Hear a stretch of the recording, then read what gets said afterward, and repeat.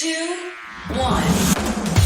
7 things you probably didn't know you need to know. I'm Jamie East, and this is the Smart 7. Good morning, everybody. It's Thursday, the 1st of December, and it's World AIDS Day. A big happy birthday to Emily Mortimer, Robert Irwin, Zoe Kravitz, Janelle Monáe, and Oliver East.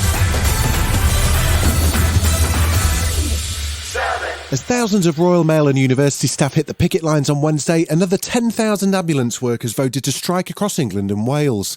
The GMB union says paramedics, call handlers and other staff will walk out at 9 trusts. Reps are reportedly discussing dates before Christmas.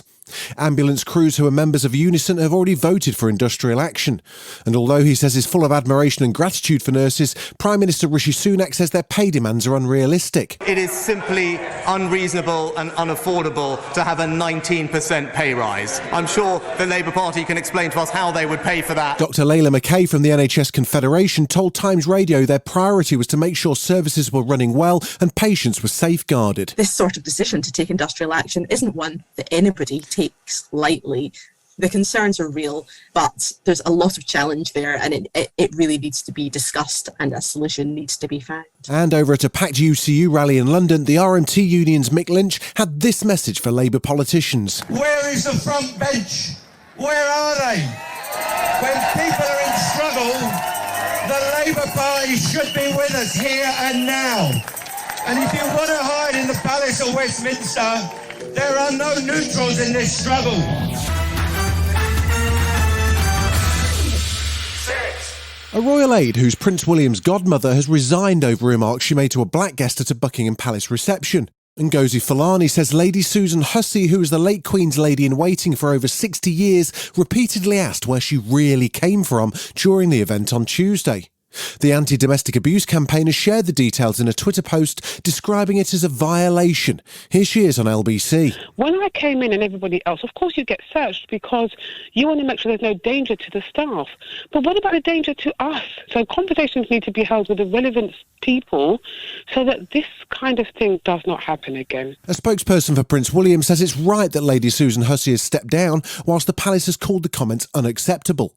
Mandu Reid from the Women's Equality Party was there when it happened. She believes the incident validates Meghan Markle's previous claims of racism in the royal household. I want to see the royal household as a whole acknowledge that institutional racism is part of the culture, and I want to see them tackle that head on. The King has opened a new welcome centre for Ukrainian refugees in London. Charles was joined by Ukraine's First Lady Olena Zelenska for a tour of the facility. She wants the UK to lead the way in prosecuting Russia for war crimes in her country and called on the Prime Minister to create a special court for suspected criminals. But victory is not the only thing we need. We need justice. I came to you for justice, because justice will lead to the end of this war. Ms Zelenska previously told MPs in Westminster that Ukraine was being bombed like British cities were during World War II. Meanwhile, US Secretary of State Antony Blinken says they're working to help repair and replace energy infrastructure that's been targeted by Putin. What we're seeing is barbaric, and precisely because Putin is not able to succeed on the battlefield, he's taking the war to Ukraine's civilians, and he's doing it in a very deliberate way.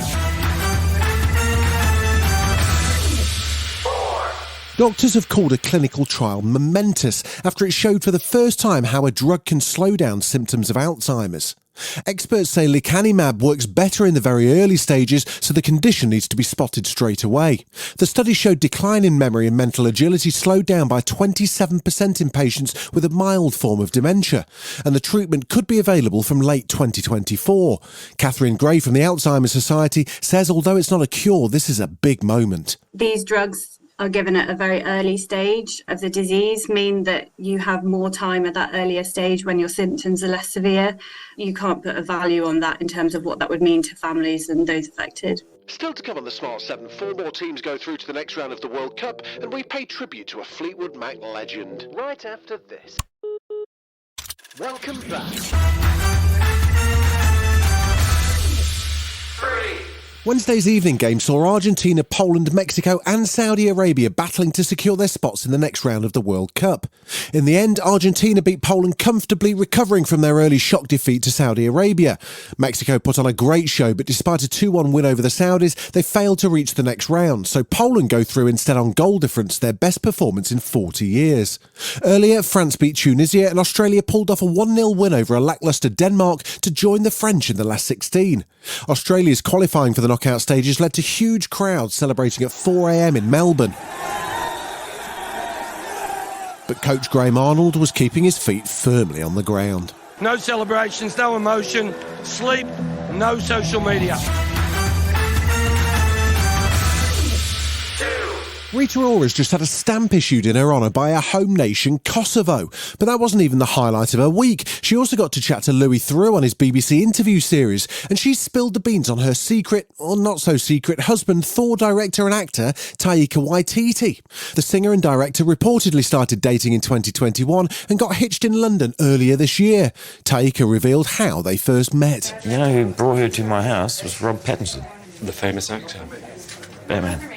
He brought her over and we got to chatting and we just became friends. We hit it off, became friends, and for years, every time we hung out, it was a good friendship. Yeah. And then we decided to ruin it all.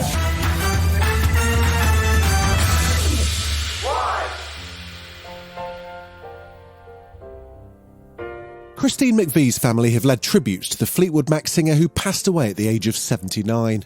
Christine joined the band in 1970 and wrote many of their biggest hits, including Little Lies, Songbird and Don't Stop. They sold more than 100 million records worldwide, making them one of the most successful groups ever. In a post on Twitter, Fleetwood Mac called Christine truly one of a kind, special and talented beyond measure. She spoke to BBC Scotland earlier this year and talked about the night she wrote Songbird, but had no way to record it, so just stayed up all night. Rest in peace, Christine. I had a lot of faith in the song. I was afraid that my memory wouldn't hold out. That was pretty terrifying, actually, to have written a song that you love and then know that you could, at any minute, forget it, you know? Yeah. Because it does happen.